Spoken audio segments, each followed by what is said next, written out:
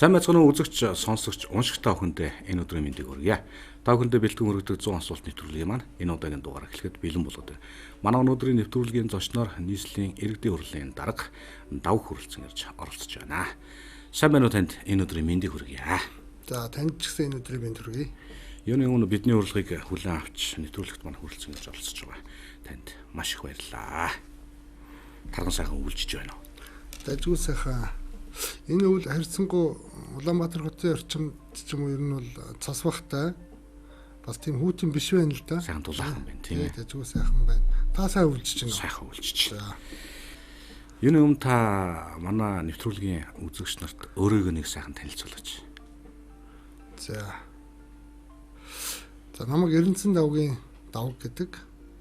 Би 1966 онд төрсэн моржилтэй. Нутаг ус ярил Аавараа би Аранхай аймгийн Ихтэмэр сумын уугуул.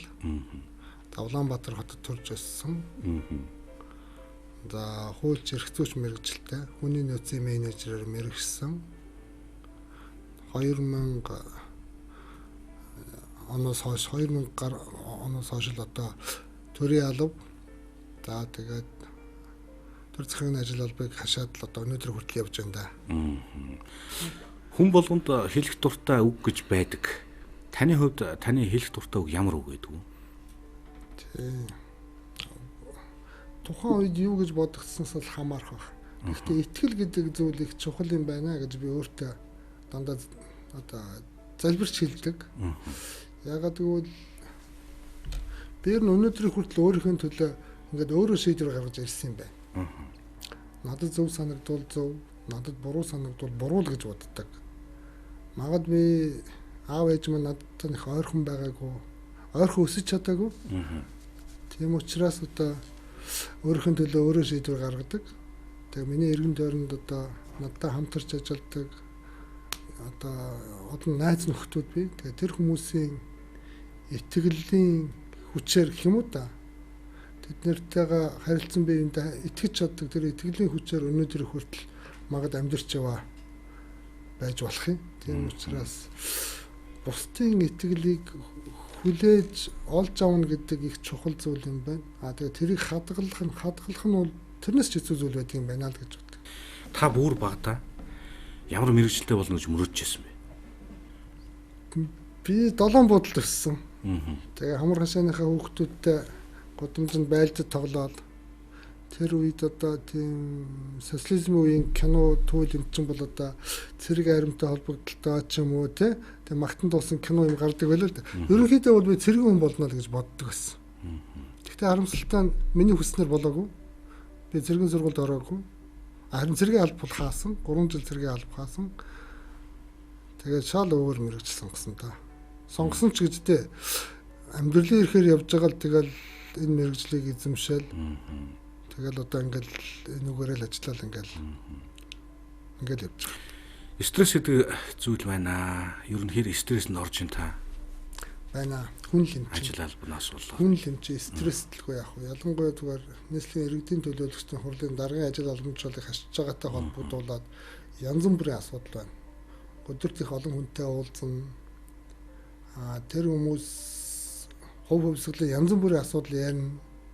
Асуудлыг шийдэж өгвөл би сайн хүн болно. Асуудлыг шийдэж өгч чадахгүй бол би муу хүн болно гэдэг юм ингээд их зовлонтой. Гэхдээ хууль эрх зүйн хүрээнд нийцүүлжил тэр улсуудын асуудлыг шийдвэрлэх, сонсох, гарцыг нь гаргаж өгөх ч юм уу ийм л байдлаар л одоо ажил амьдрал үргэлжилдэг. Тэгэхээр стресслгүй яах вэ? Зүгээр стрессээ яаж гаргах вэ гэвэл тэгэл ороо гэр бүлдээ гэртээ харьсан хойно л жоохон тайвширдаг юм болов гэж бодож шүү. Тэр хүмүүсийн асуудал нь дийлэнх нь ер нь юу байгаад тах шүү. За янз бүр. Одоо нийгэм чинь ингээд нэг юм бас юу байна. Ороо бусгаа гэдэг шиг хүмүүсийн одоо амьдралд хандах хандлага, төрийн албан агчдад хандах хандлага ч юм ингээд нэг тийм жоох экстрим маяг юм байна. Тийм учраас магад надад заавал бичилж уулзнаа гэсэн хүмүүсийн хүсэлт тэр имийг биелүүлээд уулзахлаар ерөөсөө баг 90% нь хувийн л асуудал явагдав. Тэгээд өөрийнхөө ажил амьдрал болохгүй байгаа зүйлийг зарим нь ховлох маягтай юм ярина. Зарим нь бол одоо ер нь таа шийдээд өг, таалын доотлын дарга нартай хилээд өгч гэдэг юм уу. Гэх маягаар ч юмнууд ярина гэл. За ингээл иймэрхүү юмуд бидээ тэгтээ хуваар гаргана. Өдөржингөө хүний хувийн асуудал шийдэх сууныг бол одоо хотын хурлын дарга зав байхгүй. Тэгээ хотын одоо сая 500 мянган иргэний ажил амьдралтай холбоотой шийдэх, хурал зөвлөгөө хийх, ажлын хэсэгт орох тий. Тэгээ шийдвэр гаргах төвшингийн асуудлуудыг сонсох шийдвэрлэх гэх зөндөө ажлууд бий. Тэгэхээр энэ бүхнийг бол тэгэл зохицуулаад байхыг бодно. Өөр нэг шүүрээд авчмаар бүр нэг тийм гоё санаачлах хүмүүс ер нь хэр барьж орж ирэх юм. За одоо тийм хүн харьцангуй их бага. Харьцангуй бага. Ер нь бол ахын хүрээний асуудал их ярина. За тэгэл таньдаг найз нөхд ч юм уу одоо юу гэдэг хамаатан садан ч юм уу ганц нэг улсуудыг таньдаг байвал тэгэл тэрүүгээр дамжуулаад их одоо юу яадаг, ханддаг тий одоо тэгэхээр чин танилын нөр халамж гэдэг юм заримдаа тийм болно шүү дээ. Амьдрал хүний л хорвоогийн амьдрал шүү дээ. Яг хөө зүгээр ганц нэг бас авууштай санаа хотын ажил амьдралыг зөв голдролд нь оруулах тийм одоо чимхэд авмаар ч юм уу зүйл ярьж байгаа усуд байлгүй яах. Зөндөөл бий. Гэхдээ тэр болгоныг одоо хотын ажил амьдралд одоо ажил болгоё гэхлээр бас учир дутагдaltaй юмнууд бий.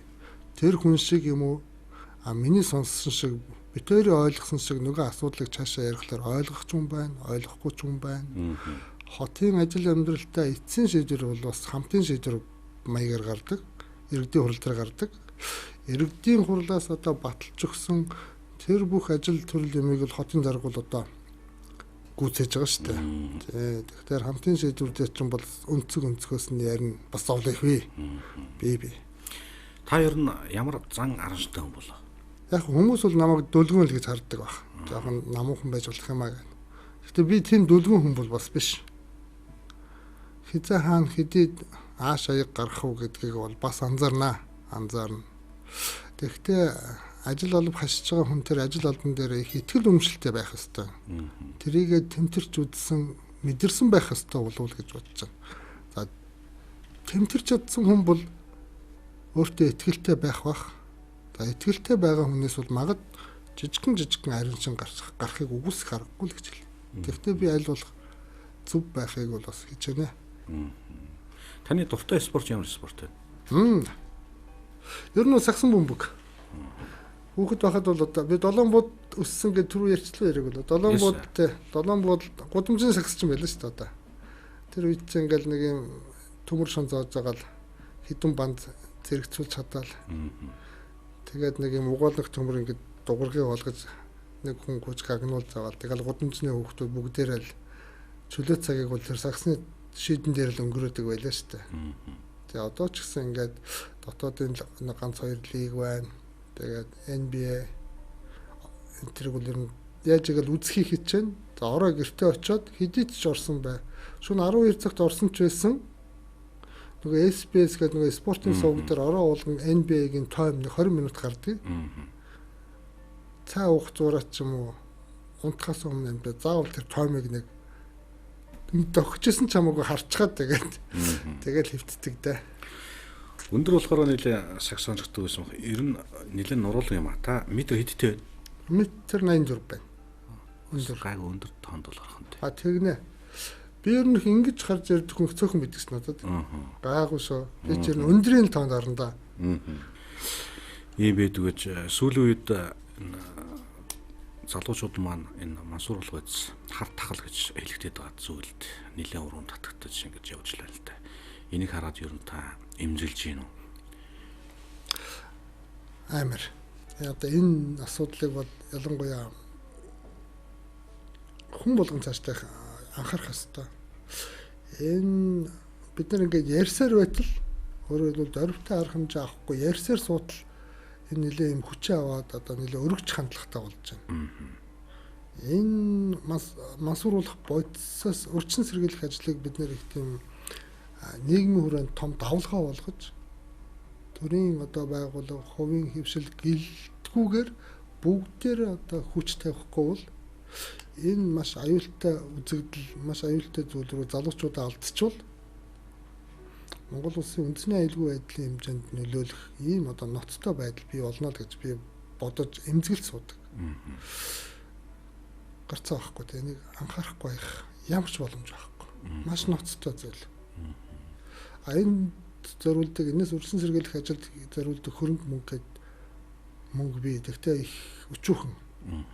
Хэдэн одоо ийм боршуур сурталчилгааны материал хэвлэгтүүдэд ч юм уу зарим нэгэн төрлийн албан агчдыг одоо энэ чиглэлээр тодорхой юм сургалт зохион байгуулах маягаар ч юм уу ийм л байдлаар одоо нэг зохион байгуулж байгаа. Тэгэхээр нэлээд ийм хөрөнгө мөнгө тавьж жоохон дөрвтойхон тийм л одоо арга хэмжээнүүд авах хэрэгтэй. Ер нь залуусын хүсэл мөрөөдлийг өөр зүйл рүү чиглүүлэх тийм ямар нэгэн зүйлийг бий болгох хэрэгтэй. Залуу хүн чих олон зүйлийг сонирхож харна магад заримдаа мөрөөдөн штэ. Бэж залуу байхдаа тийм л байсан. Тэгэхээр тэр сэтгэлийн нэг залуу хүний сэтгэлийн мэдрэмжинд тулгуурсан тийм үржилсэн зэрэглэх ажлыг л бид зохион байгуулах хэрэгтэй л гэж бодож байна. Таны хамгийн үнэт зүйл юу вэ? За хүн болгон янз бүрээр хэлэх баха. Гэр бүл үр хүүхэд энэ төр гэл тэ. Би бол их орон гэж байна. Монгол улсын төлөө зүтгэе гэж хэлэх чинь одоо хамгийн эрхэм зүйл үсттэй. Юу тэгж ойлгож байгаа шүү. Та яг хизээ өөртөө хамгийн ихтэй байдаг. Тэг хүн болгон амьдралын төлөө зүтгэдэг юм чинь өөрийнхөө бодсон зүйлийг нэг хэрэгжүүлсэн үедээ л тэг ингээд нэг жоох ихтгэл төрөөл ихтгэлтэй алхаал. Гэртээ орж ирээд ингээд нэг аяг цагаа бариад диван дээр суухтаа хүртэл тэгээд нэг юм гоё ихтгэлтэй суудаг штаас. Тийм тохиолдол биш шүү. Тэгэхээр би бол тэгж л харж байна. Та нийслэлийн иргэдийн хуралд бас баггүй олж ил ажиллалаа л та. Тэгээ би юу гэж асуух гээд байна нөхөр. Ярмаа энэ ажил албан тушаалыг дагаад нэр хүнд бол ирэхэн дамжихгүй юм тийм ээ. Мөнгө төгрөг ирэх үү? Хэрвээ мөнгө төгрөг ирдэг гэж хүмүүс ойлгвол энэ авилгал болчихно шүү дээ. Албан тушаалын байдлаа уруулан ашигласан нөхцөл байдал үүсчихнэ гэж ойлгоно. Ер нь зөвхөн нэр төр ирнэ гэдэг бол тэр бол байлгүй яах вэ? Ирдэг. Ер нь эр хүн бас намтартай амьдрна гэдэг бол их чухлаа гэж би хөвдөө боддог шүү. Энд чинь хүний хорвоо шүү дээ. Хүний хорвоод одоо намтартай үр хүүхэд ач зээнэртэй хилэгдэх юм уу яригдах зүйлтэй ингэж хорвоог барна гэдэг бол бас л хүний амьдралын нэг утга учир юм болов уу гэж ингэж л боддсон. Тэрнээс одоо албан тушаалыг боломж гэж бодвол алдаа болох байх. Тэгээ ер нь бол эзний алба ээлжтэй шүү дээ одоо тэр нь бэлэн байх хэрэгтэй. Тэгэж бодоол одоо ер нь бол байгаа үедээ бол бодсон сонсон зүйлээ бас хийхийг ирмэлзээл тийм ноён зангуул одоо энэ албыг төрийн ажил албыг дуусгах ёстой цагт нь дуусгах хэрэгтэй. Шүүмжлэлд хэр өртөж байна? Өртнө. Ер нь яаж хүлээж авч байна? Гад янз бүр. Тэгээ аль болох тайван байхыг хичээнэ гэж байна. Тэгээ бас зөв өнцгөөс нь сонсох гэж хичээнэ. Шүүмжил болгон бол бас зөв байдаггүй юм байдгийн шүү. Хичнээн хичээгээд заримдаа ингээд тайван байх гэсэн ч гэсэн бүр ингээд буруу тайлбарлаад буруу өнцгөөс мушгаад шүүмжлээд тахлаар бас дотор хүн маань бол хаяа игдүүцнэ. За арайчтай гэж бас бодсон шүү. Хүний хувь тайлан гэж байдаг шүү дээ тийм ээ. Ер нь яаж явах нь хэрхэн юунаас шалтгаалж байна? Хоёр зүйлээс хамаарах болов гэж бодож байна. Эхнийх нь хувь хүн өөрөөс нь нэлээд хамаарна. Нөгөө амьдралыг юу гэж харж байгаа, яаж хичээж зүтгэж байгаа. За магад бүр хүсэл мөрөөдөл нь юу байхаас эхлээд тэр хүн юуны төлөө зүтгэж өдрийнхөө одоо ихэнх цагийг юунд зориулж байгаагаас хамаараад тэр хүний хувь заяа, ажил амьдрал ямар явах нь бол ингээд өөрөөс нь шууд хамаарах байх гэж бодож байна. Нөгөө утгаараа бол хувь тавилан гэж юм байдаг гэдэгт бол би итгэдэг. Тэгээ итгэдэг. Тэрний яагаад гэвэл би жишээлбэл дэрчүүл болдон тий. Тэгээ би бол одоо ингэж боддог шүү. Долоон буудалд эмээтэйгээ хоёулаа өссөн. Тэгээд одоо хүмүүс янз бүр л хэлдэг. Одоо би хотын хурлын дарга гэдэг албан тушаалыг хашиж байгаа л да. Надад тусал дэмждэг тийм ах トゥ хамаатан содон байхгүй. Манай 4 хүүхэд их эцгээсээ бүтэн өмчүүлсэн. Тэгээд тэр 4 хүүхдийг аав ээжийнхэн талын ах トゥ нэр 4 тийш нь авч яваад 4 өөр айлд хүн болцгоосон. Бүр овгууд нь хүртэл өөр. Манай ээж хүний ганцхан хүүхэд тэгсэн хэрнээ дахиад хүнд өргөгдсөн. Айлын өргөмөл охин. Тэгэхээр ах トゥ их муутай. Тэгээ би түрүүн танд хэллээс тэ би өөрийнхөө төлөө одоо өөрөө шийдвэр гаргаж ирсэн гэж. Тэгэхээр өнөөдөр ингээд нэг ийм ажил албан тушаал хашаад явж гэн гэдэг нь мэдгүй байна. Одоо хувь тавилан юм уу, бурхны зурсан зураг юм уу, одоо бүү мэдл гэж бодож байгаа. Яг би хичээдэг л дээ. Гэтэ миний хичээл зүтгэл гэдэг бол бас тийм ч их одоо өндөр үзүүлэлт биш ээ л гэж би бодож байна. Хичээлгүй яг. Та нэг сард зөвхөн өөртөө зориулж хичнээн төгрөг цацуулдаг бай. Одоо бусад ирчүүдэд цалингаа бол ингээ гэр бүлийнхээ тушаана. Сангийн яамдаа тушаа штэ. Яг би бол төсөв бүрдүүлэгч нөхрөлдөө. Та бүхэн ч юм бол тийм хөв зээтэй хүмүүс штэ. Бурхан бид нарыг бол зурхтаа улс орны болоод өрх гэрийн төсөв бүрдүүлэгч одоо тийм хөв зээтэй зурцсан байхгүй та бүхэн хэрэгдэж байна. Тэгээд юугаа өгчнө. Цалингаа их нэгтэй өгнө карта. Тэгээд сарын цалингийнхаа хэмжээнд л зарцуулна да. Тэгээд миний хэрэглээ харьцангуй ч бас бага юм дөө. Гайгүй дээ тэгсгээл. Нэг костюм нэг зангаа цомц ингээд байвал да ер нь тэгэл баг болчих маягтай л юм. Манай төлөөлөгчд ер нь сарын цалин хэд үдий? Бид нар чинь сарын цалингүй шүү дээ. Цалингүй. Цалин авдаггүй. Хүмүүс янз бүрээр одоо бичээл мушгаал өндөр цалин авч байгаа энэ төр гэдэг. Зүгээр хуулиараа энэ хүмүүс чинь бас нэг тойргоо сонгогдсон хүмүүс. Олон мянган сонгогчтой. Тэгээ тойрогт нь ажиллах зардалгээд улиралд нэг 4 сая төгрөг өгдөг юм. Тэр мөнгөөр нь одоо нэг иргэдээс нь орон гэр хүссэн ч байдаг юм уу? За бүр энэ сургалтын төлбөр зөндөө юм бодно. Амжиргаа муулсууд байна. Дээрээс нь ганц 2 сая төгрөгөөр нэг хорооныхоо номын сан манг одоо баяжуулаад өгчтэй анийч байдаг юм уу? Ингээд нэг та өөрийнхөө хийсэн ажил одоо гаргасан хууль дүрм журмын одоо юмнуудаа эмэгтгэхэд нэг юм боршуур маягийн юм хийгээд одоо тойрогтой тараахч байдаг юм уу? Гээд ингээ ийм ажил зарцуулдаг, тийм л зардал байдаг. Тэрнээс албан ёсны одоо нэг цалинтай хүмүүс шиг тийм зардал бол байхгүй. Өрөөс авч байдгүй шүү дээ төлөөлөгч нар ч одоо. Өрөөс аван суухгүй. Албан ёсны цалин хөлс байхгүй. Та бол одоо албан тушаалтай хүмүүс дарга хэмжээ за нэг өрөөнд цуунаа. Ангийн дарга хэмжээ тийм ээ? Тий, нэг өрөөнд цуунаа. Тэгээд хурлын дарга хийж байгаагаад одоо би чинь бас нэг ТЗ-ийн нэг эрэмд ороод цалин авнаа. Тэр албаагт цалин авна. Хэр их хуралт ер ямар давтамжтай хуралт тий? Манай нийслэлийн иргэдийн төлөөлөгч байна.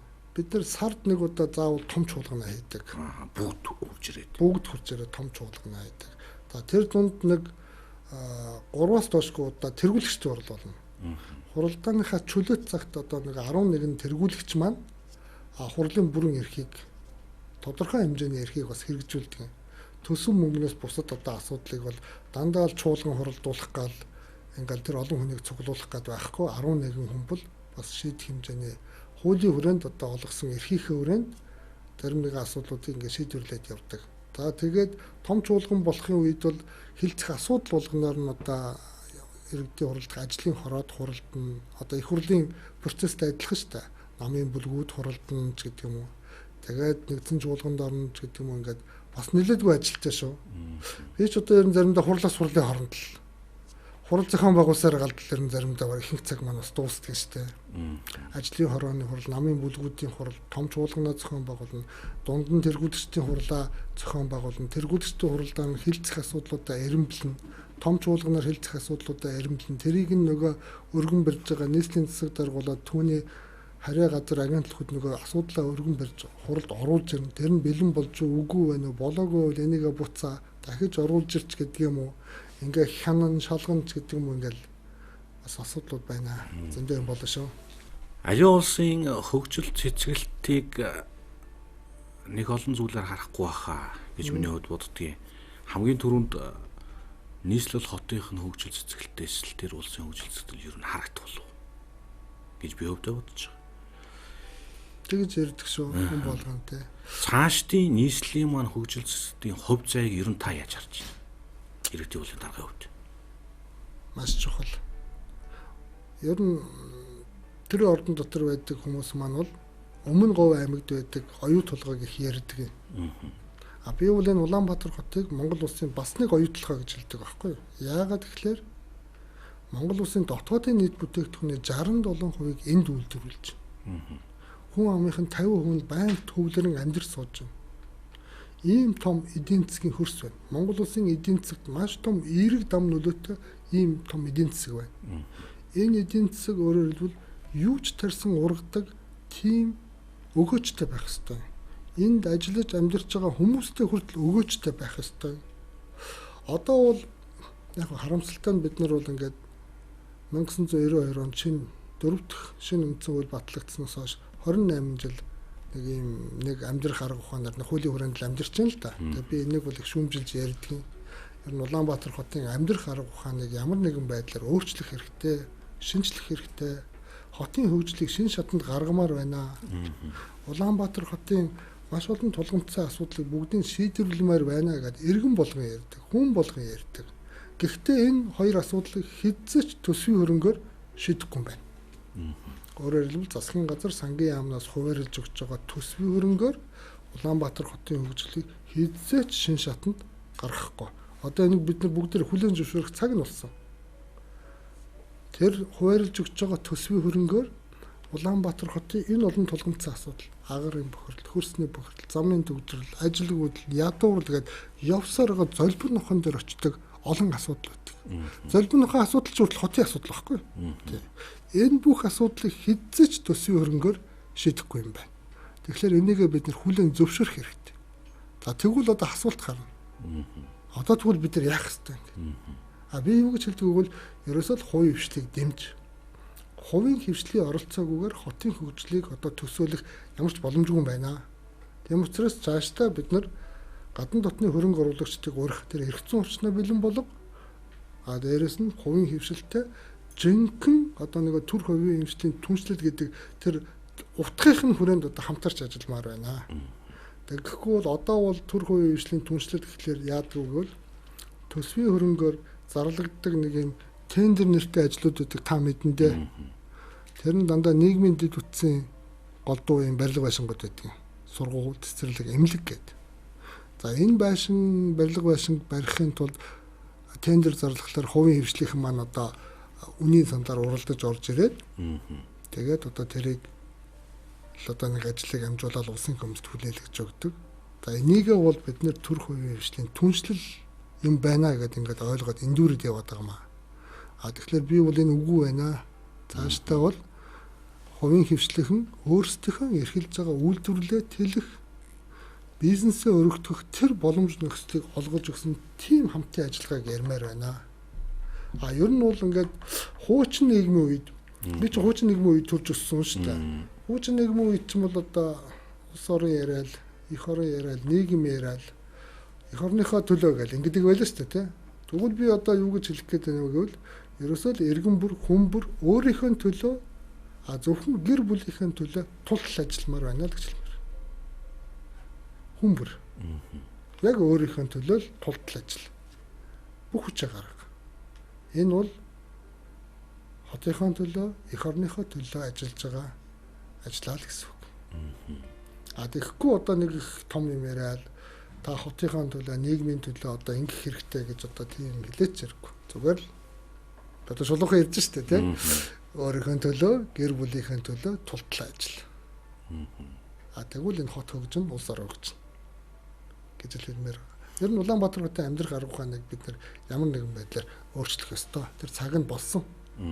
Бидэнд шинэ амьдрах арга ухаан хэрэгтэй байна. Танд өөрийн гэсэн нэг амьдрах арга ухаан байдаг. Та зөвшөөрч байгаа. Тий, байдаг. Таны гэр бүл хүртэл өөрийн гэсэн амьдрах арга ухаантай. Тэгвэл Улаанбаатар хотын амьдрах арга ухаан цаашдаа яг юу байх? Яг би амьдрах арга ухаан байгаагүй гэж хэлэхгүй л байна л да. Хотын хөгжлийн төлөөх бодлогын баримт бичиг хууль ингээ бот номнууд байдаг. Гүр бот өрөө. Тэр олон бот номон дотор маш олон зорилт бий. Тэгэн ингэн тэгвэл ингэн гэдэг. Тэр олон зорилт болгоных нь ард талд хэрэг ямар нэгэн байдлаар мөнгө тавихгүй юм бол эн чинь зүгээр л цаас юм байна. Тэгвэл амьдрал хэрэг болохгүй энэ цаасаар яадаг? Шулуухан хэлэхэд, хатуухан хэлэхэд. Тийм учраас бид нар Улаанбаатар хот засгийн газраас хуваарлж өгдөг тэр төсөв хөрөнгийг дахин хуваарлаж сууж чаддаг энэ гунигт амьдралаасаа салах хэрэгтэй. Бид мөнгө олдог хот болох хэрэгтэй. Хүмүүсийн ажил амьдралыг тав тухтай болгохын тулд хичээдэг өөрийн гэсэн эрх мэдэлтэй тодорхой хэмжээнд захиргааны улаас санхүүгийн эрх мэдэлтэй ийм хот болох хэрэгтэй. Энэ бүхний шинжилгээг хаанаас эхэлж хийх вэ гэвэл эрх зүйн шинжилгээсээ эхлэе. Хотын төлөө хийх ажил их байна. Бид сая өнгөрсөн үеэр агаарын бохирдлын эсрэг тодорхой арга хэмжээнүүдийг ямар ч бас авчлаа. Үр дүн гарсныг нь одоо тав тэр энд хоёлаа яриад байх. Тэр хүмүүс дүгнж байгаа. Яг гоо агаарын бохирдлыг арилгасан үг бол хараахан үгүй. Бууруулж чадсан үг бол би тийм гэж хариулна. Тэгэхээр цаашдаа замын одоо түгжрэл, нийтийн тээврийн асуудал ч гэдэг юм уу, хөрсний бохирдол гээд хотод одоо бас тулгамдсан магад гамшигын хэмжээнд ирсэн асуудлууд байна. Тэгээ энэ бүхнийг шинэ амьдрах арга ухаанаар бид өөрчлөх хэрэгтэй. Сая энэ 100 өнгөрсөн намар бол улсын их хурл үндсэн хуулийн шинжилгээний асуудлыг ярьлаа.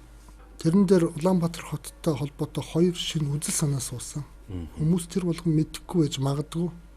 Тэр нь ямар үзэл санаа юм бэ гэвэл үндсэн хуулийн чирээс үзэл санаа сууд юм ба шүү дээ. Яг органик шиг тэгн ингэн гэсэн заалтууд орохгүй. Тэгэхээр ямар үзэл санаа суваа гэвэл улсын харьяалалтай нэгдүгээрт улсын харьяалалтай хот тосгоны өөрийн удирдлагын зохион байгуулалтын зарчмыг хуулиар тогтооно гэдэг нэг үзэл санаа суусан. Хоёр дахь нь улсын харьяалалтай хот тосгоны засаг захиргааны зохион байгуулалтын зарчмыг хуулиар тогтооно гэсэн. Өөрийн удирдлага гэдэг энэ хоёр үгэн дээр одоо бид нэр ажиллах ёстой л гэж би хэлэх гээд байна.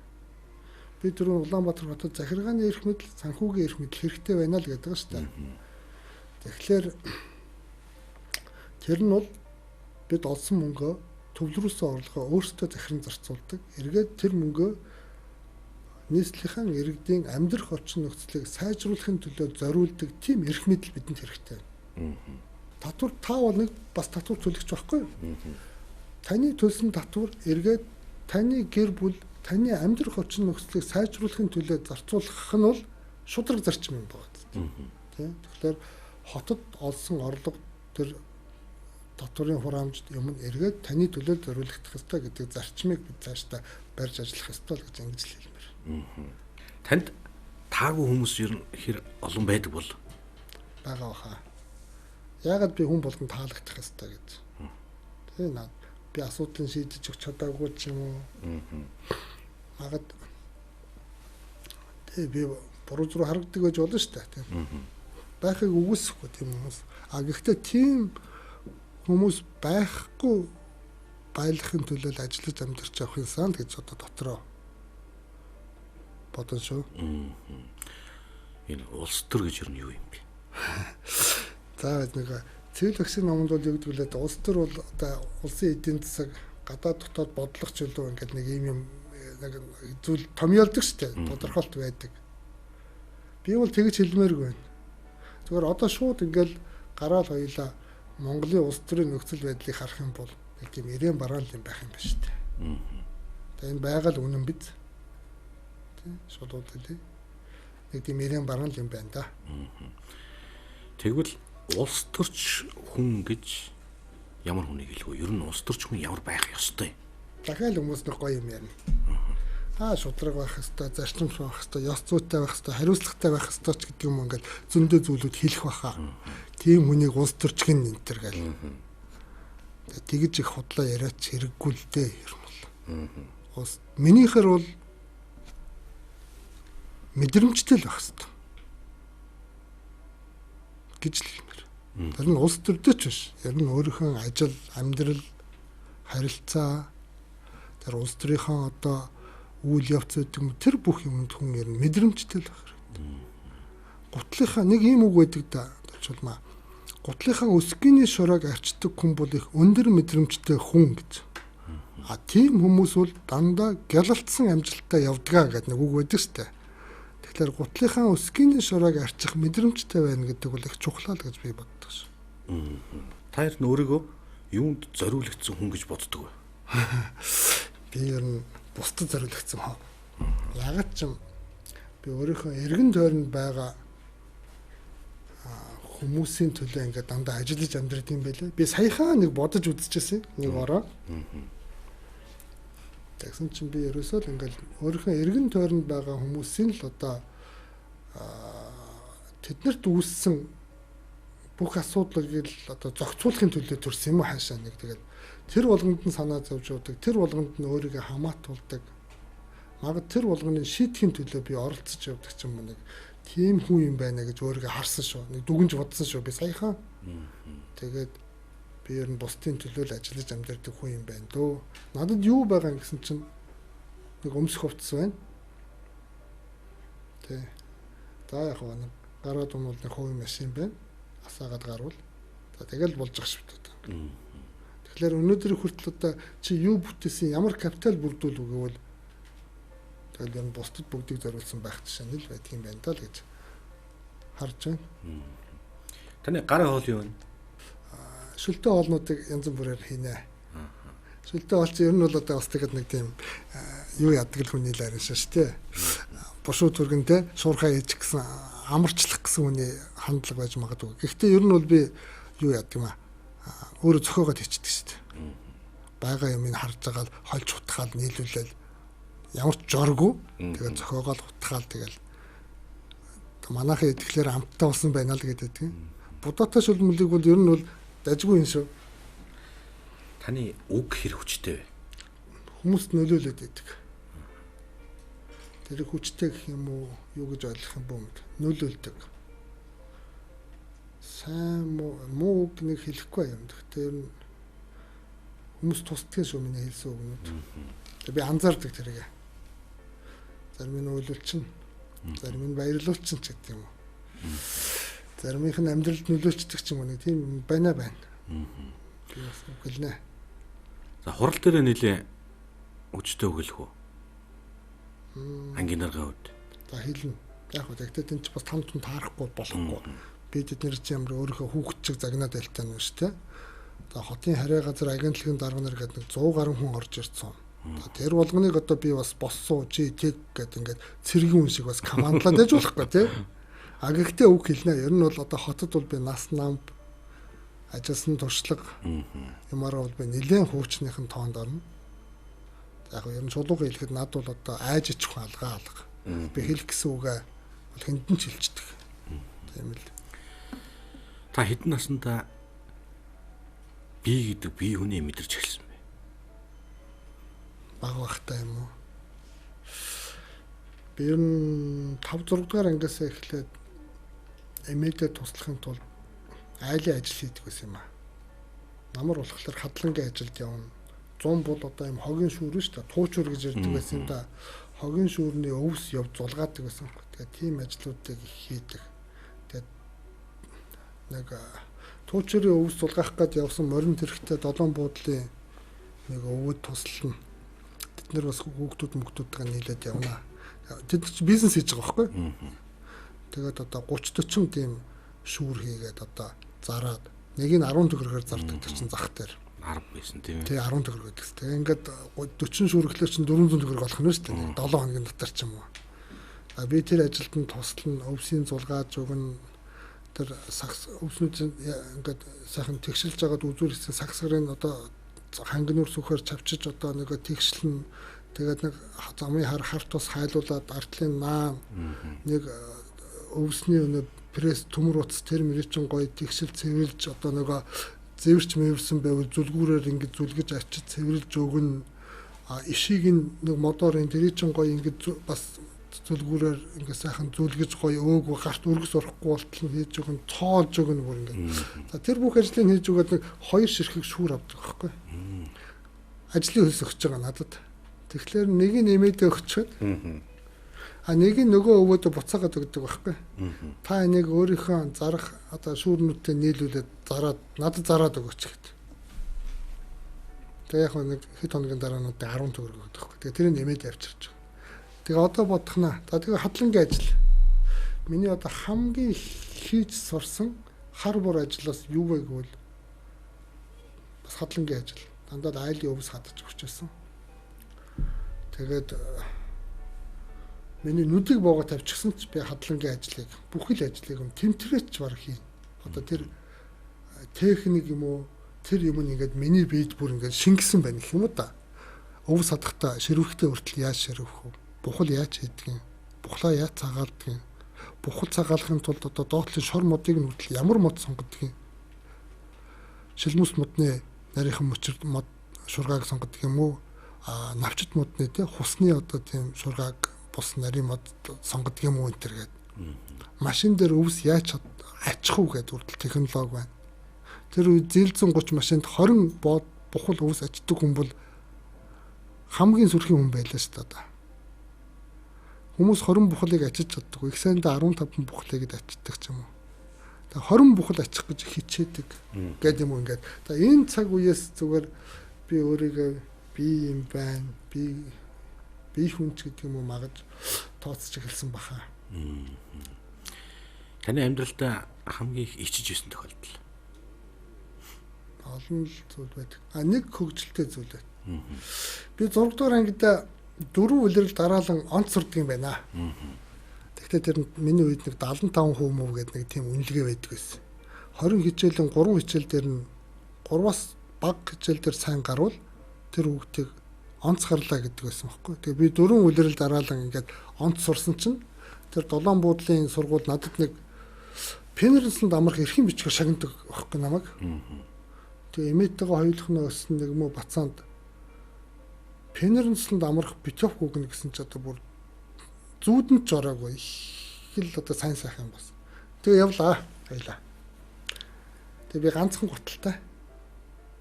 Тэгсэн чинь очиод 3-4 хоноо байжсэн чинь гутлын маань өсгийний хойтлын хэсгийнх нь улан салаад наах гэсэн чинь одоо цав мав юм олддгоо.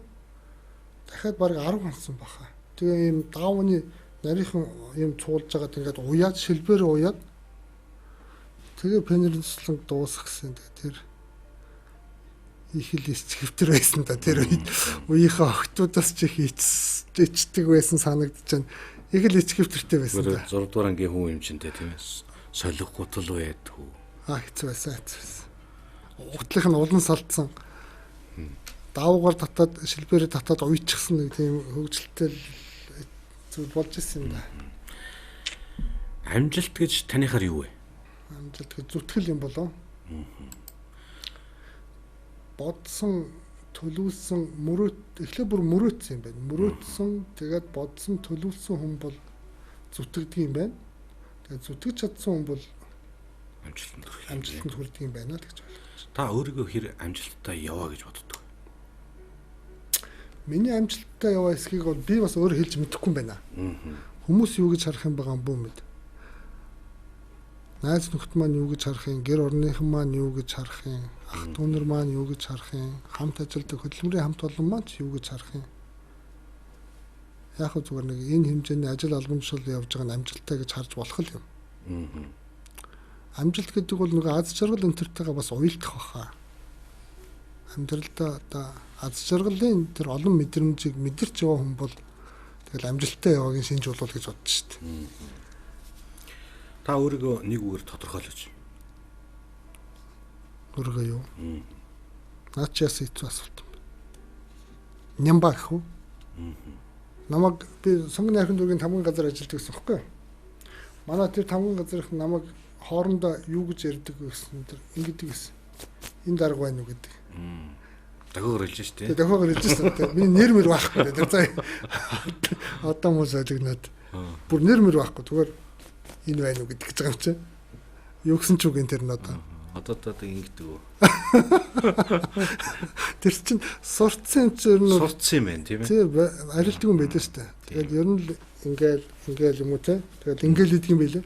Би өөрөө бас хаяа анзаардгүй ч юм уу тийм тохиол байна. Таны одоо эмээгийн захиж хэлжсэн хамгийн сайхан сургал үг нь ямар үг вэ? Одоо ч мартагддаг нэг үг би. Би тэр нэ хадлангийн ажлыг айлд одоо зарагдана гэх юм уу да. Туслан ч юм уу да. Орчин үед зарагдана гэж зэрэглэр муухай бах. Одоо тусалдаг тий. Туслаа. Тэгвэл би хөлсөнд нь бас нэг морин тэрэг өвс авдаг байсан байхгүй юу? Тэгээд тэрийг эмээд авчирдаг, өгдөг. Тэгээд тэр туучуурын өвсөнд яваад өвс цулгаана. Бэдли байхгүй ингээд энэ гар эсгэгт чинь цус хойжол. Тэгээ энэ бүх юмд одоо би ягаад ч юм тийм бас бэрхшээдэг л байсан байхгүй. Хүүхэд юм чинь няцсан шүү дээ одоо тийм ингээл өөр айлын хүүхдүүдийг харахлаа шал өөр тоглол надад. тий тоглоод наадал. Тэр үед эмээ маань надад юу гэж хэлдэг байсан бэ гэхлээр зэрэг чи юухныг ч гэсэн хийгээ сурчих. Хизээ нэгэн цаг чамд хэрэг болно л гэж ингэж л загтдаг байсан. Хизээ нэгэн цагт. Тэгээ би тэрийг мэдэрсэн шүү. Тийм тохиолдол би кино үйлдвэртний хэсэг ажиллалаа. Тэгсэн тэр үед чинь байгууллагууд ингээд нэг юм төлөвлөгөөтэй хадлан хадаж улсад тушаадаг байсан та санаж байна уу юу? Тийм тохиолдол байдаг байсан. Тэгсэн би дөнгөж ороод байжсэн чинь намар нь хадлан явах. Шинко өмч одоо хамгийн түрүүнд хөөгддөг юм байна. Тэрс тэ хамгийн түрүүнд л одоо чи яваа л гэнтэгэл. Тэгээ очисон чинь нэг 7-8 залуучууд нэг 2 өвөөтэй. Тэр 2 өвөө нэг шимэсэг юм хүмүүс давтаж ингэж одоо хадан бэлдэж өгөх үүрэгтэй хүмүүс байхгүй. Тэгээ нэг 2 тоогоочтой. Ингээ нэг 7-8 залуучууд очив. Нөгөөдөл замдаал та ер нь шимэсэг барьж үзсэн үү? Сэрэ мэрэ гэж мэднэ үсттэй энэ төр гэж машин дотор тэгцгээгээд байсан. За мэдхэн мэднэ л гэдээ яваадсан байхгүй. За тэгээд хадлан дээр очисон чинь надад 7 номерын шимэсэг гэдэг одоо хүүхэд байдаг юм жижигхэн шимэсэг могж исэн юм би. Нөгөөдөл чинь Томас нь гэлгэр мэлграас нь гоёосон шилж авсараад хамгийн сүүлд надад нэг тим шимэсэг үлддэг байхгүй. Тэгээд тэр нь гар мар иш байхгүй. Тэгээ нөгөө 2 өвөө тэдний шимэсгийг бүгдийг янзалж өгöd. Минийх ч ерөөсө хүрх зав байдаггүй. Тэгэхээр өөрөө тэрийг бүгдийг янзалчаад. Тэгээ маргааш өглөө өвс яаж хаддгийг тэр залуучуудад маргааш нь л харуулсан. Тэгээ намайг шууд хүлээн зөвшөөрсөн. Тэгээ тэр үед нөгөө эмээгийн хэлсэн үг бодогдоод чи юухан ч хийгээ сурсан хизээ нэг өдөр чамд хэрэг болно гэсэн чинь би тэр багаасаа нэг их магтаал хүртэж үлээ. Тэгээ тэр ингээд нэг тийм их одоо хүртэл бодогддог байхгүй. Яг өвсөн хадлаа чи мундаг юм байна л гэж намайг магтсан тэр үедээ. Тэгээ тэр нь бол их сайхан санагдчихсан баг тэр. Та маш их уурлахаар яах вэ? Маш их уурлна гэдэг чинь бас ховор юм байна. Уурлалгүй л яах. Уурлаа шүү дээ. Уурам төгөрөх үе байлгүй л яах. Тэгтээ аль болох бие бариад ер нь чимээгүй болохыг л хичээдэг те. Би тэгэл эзэнгүү өрөөрүүл яваад орчдөг. Жохон гомдно. Сэтгэл дотор ингээл нэг юм нурчдаг байхгүй. Өөртөө гомдно шүү дээ. Таны дургу үг ямар үг вэ? Яг сонсох дургуунууд бол зөндөл байдаг. Хүмүүс бол хараалын үг мөг ингээл хэлэх байх л та. Би бол зөвхөн баларлаа яана гэл ингээл хүмүүс нэг уулгалдаг ч тийм.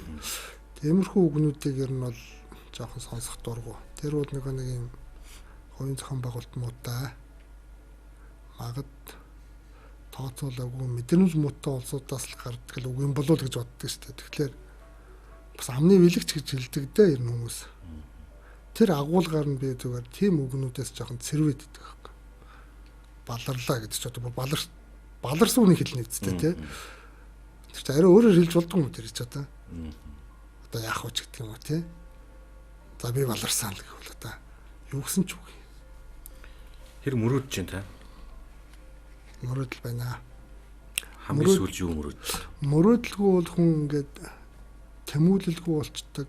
Хувь хүний хөвч ч гэсэн хөгждөггүй. Энэ муу мэдээ гэж би хардаг. Тэгэхээр хамгийн сүүлдэг бол би одоо ажил олгомж бол хасж байгаа хавьд Улаанбаатар хотын дэргэд эдийн засгийн чөлөөт бус байгуулчихсан гэж мөрөөддөг. Өөрөөр хэлбэл тэр чөлөөт бус дотор олон мянган ажлын байр бий болгоод энэ Улаанбаатар хотын олон залуучуудыг ажилтаа, олон залуу гэр бүлийг орлоготой болгочихсон гэж ингэж л мөрөөддөг. Энэ буян тухайн цаахан талд шинэ нисэх онгоцны буудал, хуучин нисэх онгоцны буудал хоёрын хооронд эдийн засгийн чөлөөтөс байгуулах юм бол энэ Монгол орны эдийн засагт их том эрэг дам нөлөө үзүүлнэ гэж хувьдаа боддог. Буян тухайн цаахан талд алдар толгой гэдэг нэг толгой байдаг та мэдэх байх. Хуучин буян тухайд ярамгийн дэнжид морь уралддаг байхад түргэний гол гараад алдар толгой ороогоод буян тухай өгсөд ирлээ гэж манай гүрээ ах дандаа телевизээр наадмаар ярьдаг гэсэн. Тэгээ би тэр алдар толгойн ороо дээр Улаанбаатар эдийн засгийн чөлөөтсөн гэрэлт самхахыг босгохоос ингэж мөрөддөг шүү. Нэг хоёр Бурхны шашны хүнтэй ярьж суухгүй би бас мөрөөдлөө ярьсуулаад одоо ийм чөлөө төс байгуулалт хотод ийм одоо ашигтай олон мянган залуучууд ажилтаа орлоготой болно. Монгол улсын эдийн засгт ийм эерэг дам нөлөө үзүүлнэ гэж зөндөө ярьлаа. Тэгсэн чинь тэр хоёр лам хүн над юу гэж хэлсэн гэвэл тэр алдар толгойн тэр орчимч бол олон мянган одоо хурдан бордын хиймэр тоос юм шингэсэн ийм одоо шүншигтэй ийм одоо ийм чухал одоо арганалч гэсэн ийм газраа. Бурхны номч гэсэн наад газрын чинь бол Монгол түмний заяа буйныг тэгшилнэ гэсэн утга өгөхий бас юм байдгийн шүү. Тэгэхээр тэр алдар толгойн ороод тэр чөлөө төс байгуулна гэдэг чинь ямар сайхан санаа вэ гэд бас надад нэг их урам өгсөн. Тэгэхээр яг дотор өөртөө өөрийгөө тоогаал. За би зүг бодож л явсан байна даа гэж тэр үед бас бодож л байлаа. Та зүг бодож байгаа юм байна. Боломж бидэнд байгаа юу? Байгаа. Яаж хийх вэ? Байгаа. Эргэцэн хүрээнд асуудлаа эхлээд шийдэх хэрэгтэй. Ер нь энэ асуудлыг би сүүлийн 2 жил нэлээд хүчтэй ярьж байгаа. Засгийн газар эхний ээлжинд засгийн газрын шийдвэр тэмдэглэл юмнуудаа гаргаад эхэлсэн. Улаанбаатар хотын дэргэд эдийн засгийн чөлөө төс байгуулах асуудлыг судалгаад барилга хот байгуулалтын яам хотын захиргаа хоёрт үүргөгчсөн. Тэр чөлөө төсийн үзэл баримтлалын төслийг бэлдэж иргээд ингээд үүргөгчсөн. 3 сарын 3 дуу 5 дуу бид нар Улаанбаатар эдийн засгийн чөлөө төсийн форум зохион байгуулна гэд бэлтгэл ажилдаа яг ороод сая он гараад ороод байжсэн чинь энэ коронавирус энтрээс болоод ингээ хөл хорионоос болоод бас болох нь болохгүй нөө асуудал тийм болчлаа. Хэрв хойшлол дахиад аягуул хүмүүс улс төрийн сонгуультаа уяад ингээ бас буруу зүрх тайлбарлах гээд байж магадгүй.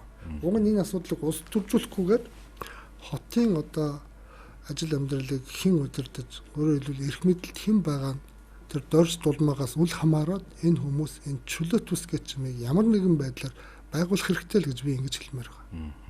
Дэлхийн олон өндөр хөгжилд хүрсэн хотууд бүгд гадны хөрөнгө оруулагчдыг өргөх замаар одоо өөрөөр хэлбэл хотынхаа хөгжлийг шин шатанд гаргасан ийм бэлэн кейс байна. Тэгээ тэрнээс бид нар татгалзах гээд яах юм бэ? Засгийн газар тийм хангалттай мөнгө бий өгвөл байхгүй. Хотын захиргаанч тийм их хэмжээний мөнгө байхгүй. Гэтэ энэ хотыг хөгжүүлэх, ажлын байруудыг бий болгох, бизнесийг дэмжих нийгмийн хэрэгцээ шаардлага байна уу гэвэл байна. Тэгээ яаж хийх вэ? Төсвийн хөрөнгөөр лавл хийхгүй. Хувийн хвшлийн оролцоо маш чухал. Гадны дотны хөрөнгө оруулагчид маш чухал. Үүнийг байгуулснараа нийслэлчүүд юу хүртэх вэ? Шууд хүмүүс залуу гэр бүл орлоготой болно. Миний харж байгаагаар олон мянган ажлын байр бий болно. Тэр ажил дээр ажилласан магад өөрсдийнхөө амжиргааны наацхан хэрэгцээг хангаж чадах хэмжээний цалин хөлс авч чадсан тэр залуучууд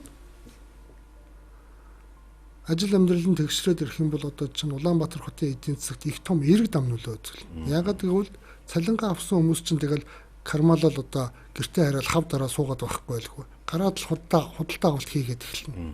Орон сууцны салбарт юу болох вэ? Бусад худалдаа үйлчилгээний салбарт ямар их худалдаа авалтууд хийгдэх бол чөлөө төс зүгээр магад 100 мянга болын 50 мянган ажлын байр бий болоод сар болгон карманд 2 сая төгрөгийн цалинтай орлоготой ийм 50 мянган залуу Улаанбаатар хотын гудамжинд алхвал та юу болно гэж бодож байна? Энэ хотын эдийн засгт ямар том эерэг дам нөлөө үзүүлэх вэ? Тэгвэл энэ хотын эдийн засаг эргээд Монгол улсын эдийн засагт ямар том эерэг дам нөлөө үзүүлэх вэ? Бидний амьдарч байгаа хотын хөгжлийг шин шатанд гаргах боломж Улаанбаатар хотын тулгамдсан гэж нэрлэгдэж байгаа бүх асуудлыг шийдвэрлэх ерөөсөө гол үндэс нь юм. Яагаад хүмүүс одоо би танд нэг сонирхолтой жишээ хэлээ л да. Дүүргүүдийн хөдөлмөрийн бирж гэж байдаг та мэднэ. Тэр хөдөлмөрийн бирж дээр ингээд ажлын байрууд байж байгаа байхгүй. Тэгсээр нь ингээд гудамжинд ажилгүй залуучууд алхаад байдаг. Тэгээ энэ хоёр уулздаг, гар барьдаг. Яагаад? Асуулт гарч ирээд байгаа юм. Яагаад? Тэгсээр нь Солонгос руу ажиллах хүч бүртгэнэ гингүүт манай залуучууд перхэ дахиу очдөг. Тэгээд нэг юудэнтэй малгай хүмүүс ингэ сууж идэг байхгүй. За чи яах гэж байгаа гэхээр Солонгос явнаа л гэдэг. Тэгээд энд ихнэр хүүхдээ ингэ эзэнгөө орхигдсон. Гэхдээ чи Солонгост очиж юу хийх гэж байгаа гэхээр юу ч хамаагүй хийнэ гэдэг байгаа байхгүй. Юу ч хамаагүй. Тэгэхээр эцсийн бүлэг тэр залуу цалингийн хойноос л явж байна. За магад Солонгост очихлоор нэг сая 500 мянга ч юм уу ойролцоогоор дунджаар тийм цалин авдаг юм шиг. Тэгээ 500 мянган нэг өөрөө тэндээ хэрэглээд нэг сая вон наашаа арга ирлүүгээ явуулдаг. Сая вон гэдэг нь Монгол төгрөгөөр бол 2 сая гаруй төгрөг. За яг 2 сая төгрөг явуулчих. Тэгэхээр Монгол залуу гэр бүлийн амжиргааны наазахын хэрэгцээг хангаж чадах хамгийн анган шатны мөнгө орлого нь бол 2 сая төгрөг юм байна. Ингээ бодоод олчих болж штэ. А түрүүний та бүхэн ярьдаг дүүргүүдийн хөдөлмөрийн бирж дээр байдаг ажлын байрууд дотор 2 сая төгрөгийн цалинтай ажлын байр байныг бол байхгүй. Тийм учраас манай залуучууд очихгүй байна. Гар орохгүй байна. Ягаад гэвэл тэр ажил олгогч нарын санал болгож байгаа цалин амжиргааных нь наазахын хэрэгцээг хангаж чадахгүй байгаа учраас тэр залуучуудад дутуу санагдаад. Тийм учраас залуу гэр бүл чи одоо бас хэрэглээ өндөр хүн шүү дээ. Орон сууц хэрэгтэй, унах машин хэрэгтэй тий. Эхнэрийнхээ төрсөн өдрийг нэг ресторан тэмдэглэх мөнгө хэрэгтэй. Нэг залуу эр хүнд чинь тий. Хүүхдүүдээ сургууль сурах, сургалтын төлбөр хэрэгтэй ч гэдэг юм уу. Аяг халбаг одоо шоног одоо орд иргэд одоо бүх юм хэрэг болдог. Тэгэхээр залуу гэр бүлийн амжиргааны өртөг өндөр юм байна. Нэг 40 50 хүрсэн хүнийх бол харьцангуй багасчдаг амжиргааны наацах хэрэгцээ. Өөрөөр хэлбэл тэр хүртлээр нөгөө хүмүүст нь тодорхой хэмжээний капитал бүрдүүлдэг юм байна л да. Тэгэхээр хэрэглээ нь харьцангуй бага, илүү бас стресс бага, тайванч байдаг юм уу? Тодорхой орлоготой болдог амьдраад байхаар. Тэгэхээр улс орны хөгжилд хамгийн чухал зүйл бол залуучуудын хүсэл мөрөөдөл, тэдний одоо амьдралд хандж байгаа хандлага, тэгээд хийсэн ажлынхын цалингийн орлого, тэр нь амьдралд нь хүрч байгаа эсэх, тэрнээс үүдэлтэй янз бүрийн стресс байгаа эсэх, тэ аз жаргалтай байгаа эсэх гэдэг юм уу зөндөө зүйлүүд байна. Та санаж байгаа бол бид нар 2016 онд Улаанбаатар хотыг аз жаргалтай хот болгоно гэдэг нэг юм ярьсан. Тэгээ хот нь аз жаргалтай болно ч гэж ямар юм байх вэ? Тэнд ажиллаж амьдарч байгаа хүмүүс аз жаргалтай болох тухай ойлголт юм байна. Тэгвэл дахиад асуулт гарна. Хүн хизээ аз жаргалтай болдго юм бэ гэд. Хүн болгон өөр өөрийн өнцгөөс янз бүрээр тайлбарладаг л да. Өвчин зовлонгуй бол энэ аз жаргал юм биш үү гэн, элэг бүтэн байвал энэ аз жаргал юм биш үү гэн. Би бүгдийг зөвшөөрдөг. Тийм ээ. Бүгдээрээ л байж болох өнцгүүд гэдэг.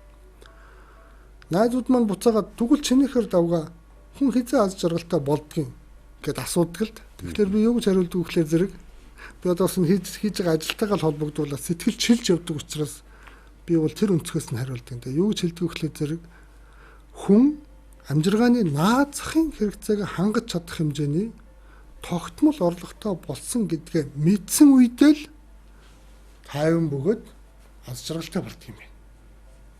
Ялангуяа төсөв бүрдүүлэгч та бид нар бол улс орны болоод өрх гэрийн төсөв бүрдүүлэгч хувь заяатай хүмүүс шүү дээ.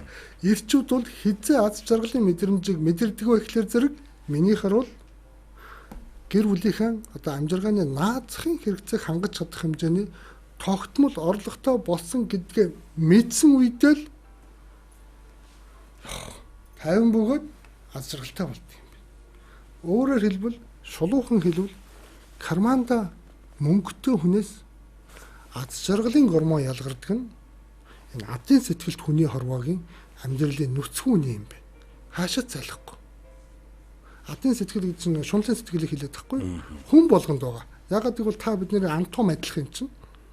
Тэр нөгөө эзэмшсэн боловсрал гэр орны хүмүүжүүлч гэдэг юм уу те хэдэн булчирхаатай энтер гэж янз бүрийн байдлаас болоод яаж илэрдэг нь бол өөр өөр л байдаг баг.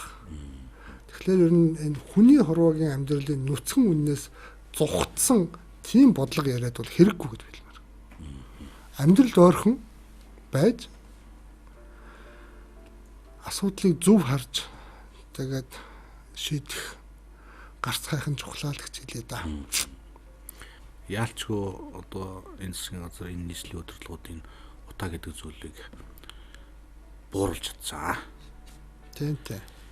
Энэ бас их олон хүний хамтын ажил. Тийм. Нийслэлийн төр захиргааны одоо 3500-600 гаруй одоо ажилтны хичээл зүтгэл орсон. Эрчим хүчний яам, засгийн газрын оролцоо маш их. За дээрэс нь манай нийслэлийн сая 500 мянган иргэний оролцоо бас их байсан. Тэгэхээр түрүүний асуусан асуултанд дээр чинь харин дахиад хариулчихъя. Энэ утааг бууруулах үр хүүхдээ одоо юу гэдэг энэ одоо айхтар том аюулаас хамгаалах том үйлсэд манай нийслэлийн иргэд бас сэтгэл гаргаж бүгдээрээ чин сэтгэлээсээ оролцсон. Тийм учраас нийслэлийн иргэдэд хотын одоо удирдлагын зүгээс бас баярлалаа гэж хэлэх ёстой юм байна шүү. Тэгээд энэ жишээг маань аймаг орон нутгуудад бас хэрэгжээл явах юм шиг байл үе шаттайгаар тийм ээ. Тэгээд саяхан өчтөр урж өдрхөн би бас нэг зүйл хараад инээдрүүлж ирсэн. Нэг хүн пост оруулсан байсан. Тэгсэн чинь налах дүүрэг их утаатай байгаа юм байна шүү дээ. Би чи ийшээ гараагүй жагуудж байгаа. Налах дүүрэг их утаатай байна. Улаанбаатарын налах руу очиж одоо иргэн дурсж гин. Налахын цэвэр агаар амьсгалах гэж Улаанбаатарт хотоор орж ирлээ гэсэн юм. За яг хоо бид нар эрх өвлөөс бол тодорхой арга хэмжээнүүд авнаа. Ялангуяа захын 3 дүүргийн утааны асуудлыг бид нар шийдвэрлэнэ. Дээрээс нь Улаанбаатар хотод байгаа олон нам даралтын зуухнууд байдаг юм. Одоо тусгай зөвшөөрөл буюу тусгай хяналтын дор нүүрс оруулж ирж тэд нар нөгөө олон барилга байшин халаадаг юм уурын зуухнууд. Тэгэхээр энэ уурын зуухнуудын технологийн шинжилгээний асуудлыг ярина.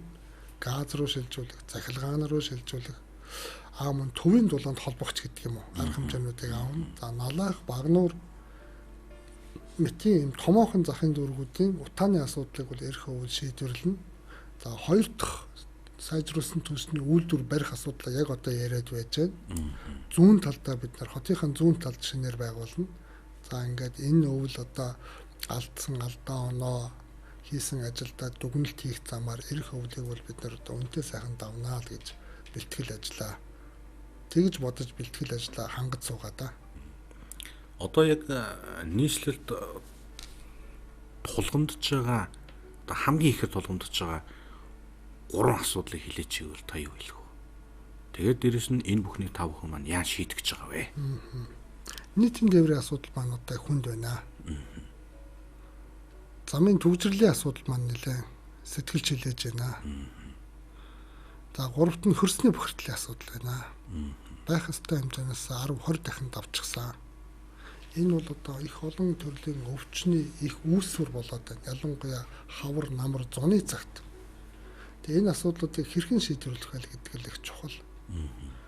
За нийтийн тээвэр дээр одоо энэ 2020 онд гэтэл 247 автобус нөгөө нормт хугацаагаа дуусаад одоо тэтгэвртэй гарах гэж байна. 12 жил. Өөрөөр хэлбэл 12 жил ашигласан автобус бол одоо аюултай л гэж одоо мэргэжлийн хүмүүс хэлдэг. Тэгээ энэ автобус бол одоо нэг стандарт нийцэхгүй учраас нийтийн тээвэр үйлчгэнд явж болохгүй л гэдэг. Тэгэхээр энэ нийтийн тээврийн салбарын парк шинжилтийн асуудлыг яаж хийх вэ? Хөрөнгө мөнгө яаж зарцуулах вэ гэдэг. Энэ жил ямар ч байсан бид нар 300 автобусаар парк шинжилэлт хийн. Гэхдээ урагшааныг алгах хэвээр одоо нөгөө хортхий ялгаруулдаг дизель автобуснуудыг бол бид нар нийлүүлэхгүй. Аль болох одоо цахилгаан газар ажилдаг энэ автобуснуудыг одоо нийтийн тээврийн үйлчгэнд гаргах ийм алхам хийх гэж байгаа. Төгсрлийн эсрэг бол хүүхдийн сургуулийн автобус гэдэг нэг 40 автобус бид нар сая 3 сарын хугацаанд туршиж үзсэн. Сошиалдын хандлага их сайн байгаа. Хүмүүс их ам сайтай байгаа. Энэ ажлаас цаашаа эрчимрүүлээч гэдэг. Тэгэхээр баг тойруу дотор баруун дөрвөн замаас зүүн дөрвөн замын хооронд 24 баг сургууль байдаг. Ерөнхий боловсрол. Нэг сургуулийн дундаж хүүхдийн тоог бол 3000. Ингээд 24-г удахлаар 72000 хүүхэд яг энэ баг тойруу дотор ерөнхий боловсролын сургууль сурч байна.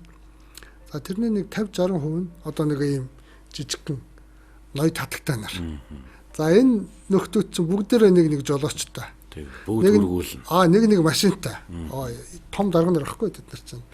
Тэгээ энэ хүмүүс өглөө орооны пик част одоо хамгийн багадаа нэг 50 орчим мянган машин ингээд яг баг тойроор орж ирдэг учраас их хэмжээний төгжрөл бий болгож байгаа. Одоо ингээд нэг 20 цаар тогтоод хүүхдүүд ерөнхий боловсролын сургуулийн хүүхдүүдийг амраацсан ба штэ. Энэ хотын төвийн гудамж хэр зэрэг сэрэг байгаа нь танд анзаарч байна уу? Мэдэгч, нэрс мэдэгч. Мэдэгдэхүүц байгаа тийм. Тэгэхээр энэ 40-50 мянган хүүхдүүдийг автомашиныг нэг 200-аас 250 сургуулийн автобусаар сольчихъя гэдэг л ийм л зорилго дэвшүүлж байгаа. Тэгвэл төгсрлөөсөө бид нар тодорхой хэмжээгээр салах болов гэдэг. Тэр стандарт сургуулийн автобусны стандарт чиглэл юм яаж явах вэ гэдээ бүр нарийн юм ярил та хоёр одоо зөндөө юм байна. Маш их олон цаг юм. Зүгээр товчхон хариулахын тулд ингээд хэлчих. Цаашдаа бол Улаанбаатар хотын төвлөрлийг сааруулах гэдэг агуулгаараа бид нар шинэ дэд төвүүдийг бий болох хэрэгтэй. Ганцхан Сүхбаатарын талбайг тойрсон ийм одоо төвтэй байж таарахгүй. Нөгөө түрүүний ярьдаг нөгөө чөлөөт ус гэдэг агуулгаараа Яарамгийн тийшээ шинэ сонгоцны буудлын тийшээ шинэ төвүүдийг бид нар бий болгох хэрэгтэй.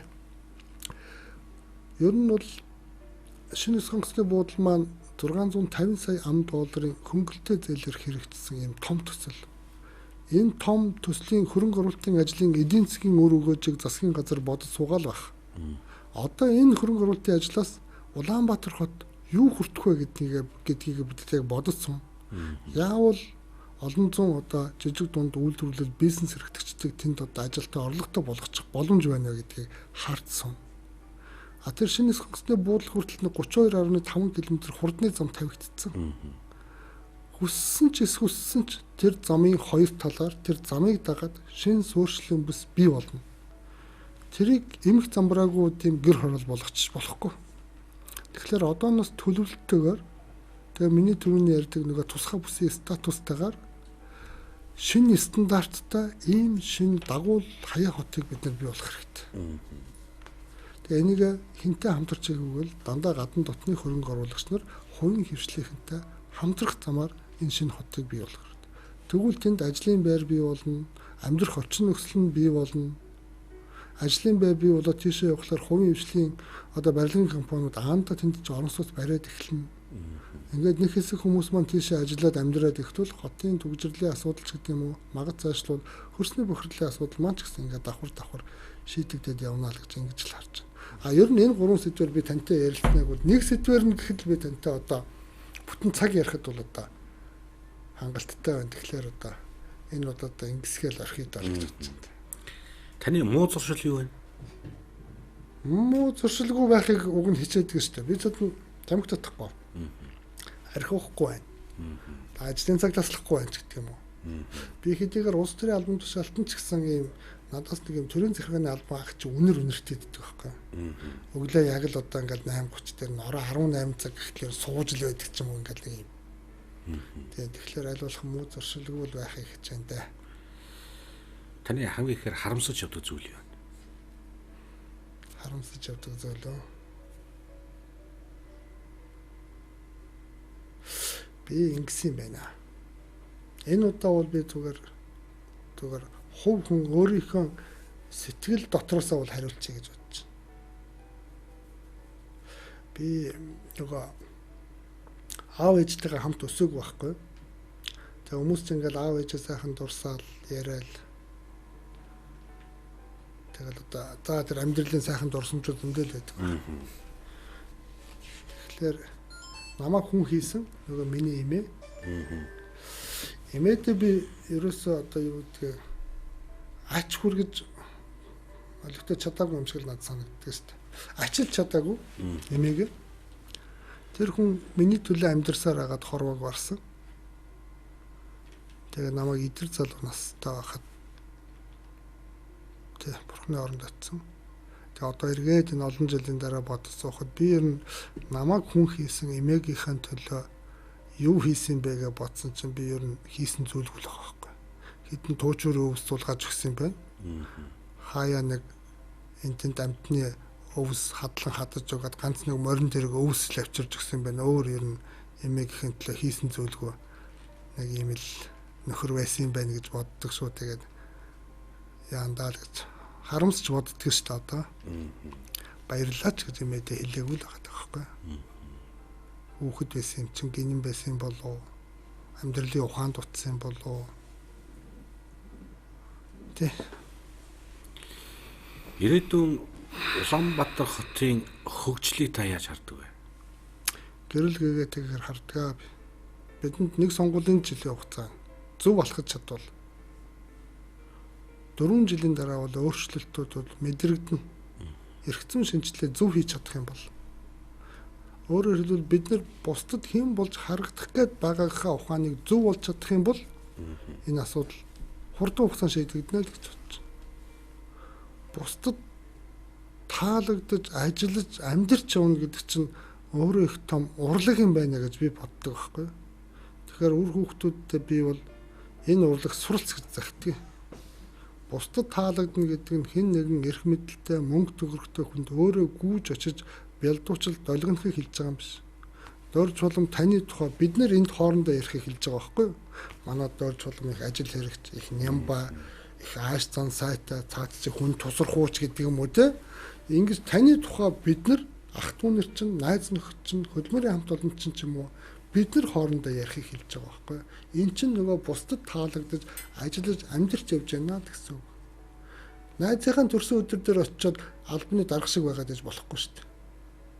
Хөдөлмөрийн хамт олонныхаа дунд орж ирчихэд бүр бас найз шиг байгаад иж болохгүй байхгүй юу? Тэгэхээр энэ юмны там тунг тааруулж ухааныг нь олж ажиллаж амьдарч явна гэдэг бол нэг төрлийн урлаг юм байна л гэж би хардаг шүү. Та өөрийнхөө хийж байгаа ажилд өөрөө дүн тавьвал та ямар дүн тавих вэ? Би дүн тавих таашаач. Би дүн тавих гэхээсээ баг та дүн тавил яадаг.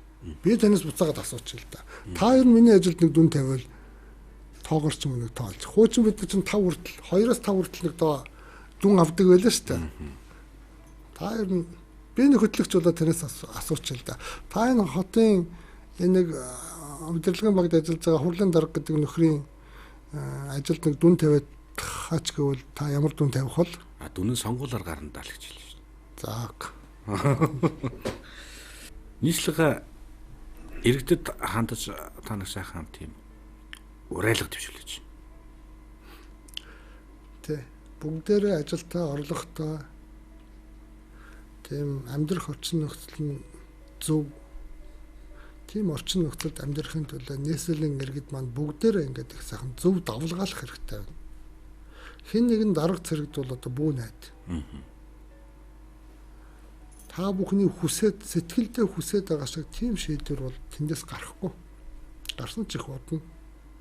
Тэгэхээр яг өөрт чинь хэрэгтэй байгаа зүйлээ бодож болоод хамтаараа сайхан ярилцаад тэр зүйлийг хэрэгжүүлэхийн төлөө бүгдээрээ л нийлж хөдлөх хэрэгтэй. Би энэ чөлөө төсвийн тухай асуудлыг ямар ч дарга зэрэг рүү нэг айхтар гүйж барьж орж ярьж үзээгүй. Дандаа төрийн бус байгууллагууд, хувийн хвшлийнхэнтэй ч юм уу, эрдэм шинжилгээний байгууллагууд, ихтэй сургуулийн оюутнуудтай ч юм уу, тэд нартай л их ярилцдаг байсан. Нэг ч хүн эсэргүүцэж байгаагүй. Тийм учраас би өөрсдийнхөө төлөө өөрсдөө л одоо бодож сэтгэе, хөдлөе. Ер нь эцсийн бүлэгт юу гэж хэлэхээ бол та өөрийнхөө төлөө тултлаа ажиллаа л гэж уриалмаар. Танд одоо яг ямар сэтгэл төрж байна? Их сонир мэдрэмж төрж байна. Яг ч би эмээгээ дурсчлаа. Тэгээ хотынхаа ажил амьдралыг тантай ярьчлаа. Бас танаас нэг асуулт асуучихлаа. Та надаас 100 асуулт асуусан, би танаас нэг асуулт асуучихлаа. Тэгээ одоо бол би их тайван байна л да. Тийм л мэдрэмж төрж байна. Ингээд бидний урилгыг хүлээн авч нэвтрүүлэгт мань хүрэлцэн гэж оролцсон танд маш их баярлалаа. Таны цаашдын ажил болоод амьдралд тань өндрөөс өндөр амжилт өгсөн ёо. За баярлалаа. Ингээд нэвтрүүлгийн төгсгөлд манай жинда сэтгүүл өглөөний санны өнөөдрийн дугаарыг яа. За баярлалаа. Та бүхний ажил үүсчихсэн бас өндрөөс өндөр амжилтыг хүсээрээ. За баярлалаа. 100 асуулт нэвтрүүлгээ маань энэ удаагийн дугаар энхүү өндөрлөж байна. Манай өнөөдрийн нэвтрүүлгийн зочноор нийслэлийн иргэдийн хурлын дарга Давг Хөрлцөн ирж оролцлоо. Та бүхэн тэгээд дараагийнхаа нэвтрүүлгээр эргээд уулзлаа. Түр баяртай.